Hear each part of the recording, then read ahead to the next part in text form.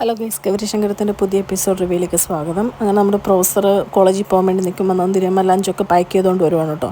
പെട്ടെന്ന് മിഥുൻ കയറി വരുവാണ്. എന്നിട്ട് മിഥുൻ പറയുവാണ് പ്രൊഫസറിനോട്, എൻ്റെ ആരതിയുടെയും എൻഗേജ്മെൻറ്റ് നടത്തണം എന്നുണ്ട്, ചെറിയ രീതി മതി എന്നൊക്കെ അവരുടെ സാമ്പത്തിക സ്ഥിതിയൊക്കെ കേൾക്കുമ്പം മിഥുൻ പറയുവാണ് കേട്ടോ. എനിക്ക് ആർഭാടങ്ങളോട് വലിയ താല്പര്യമില്ല, പിന്നെ ആരതിയുടെ അഭിപ്രായം പറയാം കേട്ടോ എന്ന് മിഥുൻ പറയുമ്പം ആരതി പറയുന്നുണ്ട്, എനിക്ക് അച്ഛൻ്റെയും ചേട്ടൻ്റെയും തീരുമാനം പോലെ എന്ന് പറയുന്നുണ്ട് കേട്ടോ. ആ സമയത്ത് നമ്മുടെ ആദർശിനെ കൊണ്ട് വേണി അങ്ങ് വരുന്നുണ്ട് കേട്ടോ.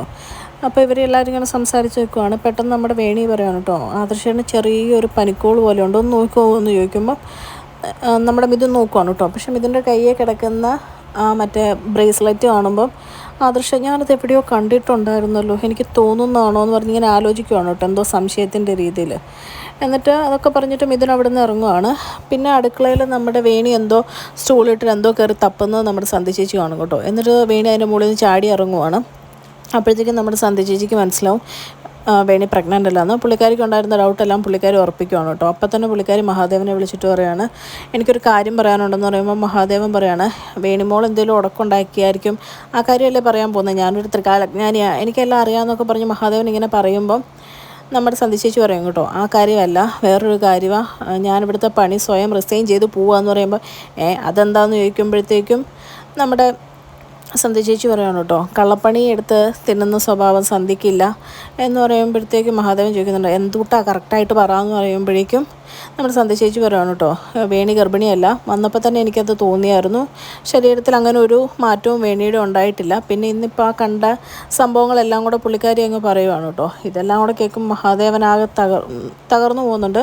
പുള്ളിക്ക് ദേഷ്യമൊക്കെ വരുന്നുണ്ട് കേട്ടോ. അത് കഴിഞ്ഞ് പിന്നെ കാണിക്കുന്ന വെച്ചാൽ മഹാദേവൻ തിരുവനന്തപുരത്തേക്ക് വരുവാണ് കേട്ടോ, ഒരു വണ്ടിയൊക്കെ വിളിച്ച്. എന്നിട്ട് വണ്ടിയിലെ ഡ്രൈവറിനോട് പറയുന്നുണ്ട്, ഇവിടെ വെയിറ്റ് ചെയ്തു, ഇപ്പോൾ വരാമെന്ന് പറഞ്ഞ് പുള്ളി വെളി വെയിറ്റ് ചെയ്യുകയാണ്. എന്നിട്ട് മഹാദേവൻ അകത്തോട്ട് ചെല്ലുമ്പം നമ്മുടെ പ്രൊഫസറും നന്ദിനിയമ്മയ്ക്ക് ചോദിക്കും, എന്താ പറയാണ്ട് വന്നേന്നൊക്കെ ചോദിക്കുമ്പോൾ അതൊന്നും ഇല്ലയെന്ന് പറഞ്ഞാൽ പുള്ളി ഭയങ്കര ചിരിച്ച് സന്തോഷിച്ചാണ് കേട്ടോ സംസാരിക്കുന്നതൊക്കെ.